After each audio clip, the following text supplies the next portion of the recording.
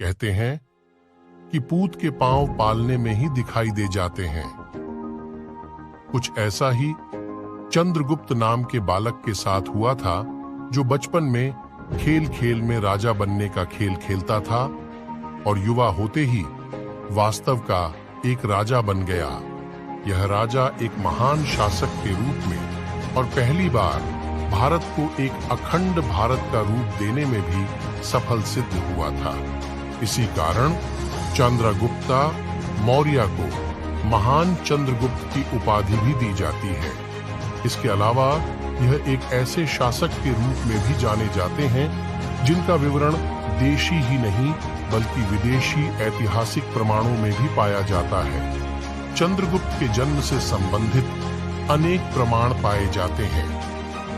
कुछ विद्वानों के अनुसार चंद्रगुप्त के पिता नेपाल के तराई में एक छोटे से गणराज्य पिप्पलीवन के राजा थे। उनकी शत्रुओं द्वारा हत्या कर दिए जाने की स्थिति में चंद्रगुप्त को उनकी माता पाटलिपुत्र ले आई थी।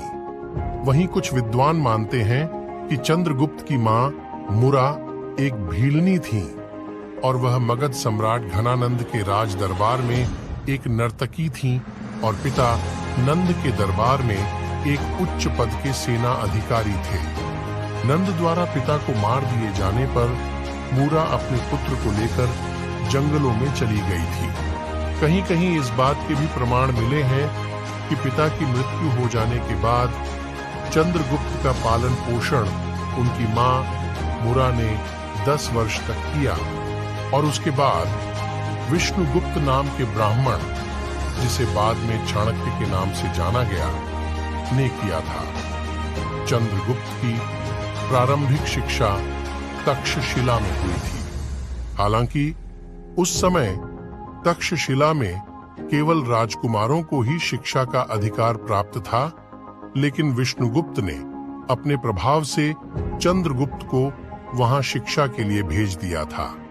इस प्रकार चंद्रगुप्त की शिक्षा अंतर्राष्ट्रीय स्तर की विख्यात शिक्षा संस्थान में चंद्रगुप्त ने राजकुमारों को मिलने वाली शिक्षा को ग्रहण किया। घनानंद को इतिहासकार नंद वंश का आखिरी वंशज मानते हैं। हालांकि घनानंद एक शूरवीर राजा था जिसने अपने सैन्य बल पर उस समय लगभग पूरे उत्तर भारत को अपने अधीन कर लिया था। इसकी सैन्य शक्ति और वीरता के कारण ही सिकंदर ने भी उसके शासनकाल में भारत पर आक्रमण करने का साहस नहीं किया था। तो कैसी लगी हमारी मोटिवेशनल वीडियो कमेंट करके बताएं और चैनल पर नए हैं तो सब्सक्राइब करें। धन्यवाद।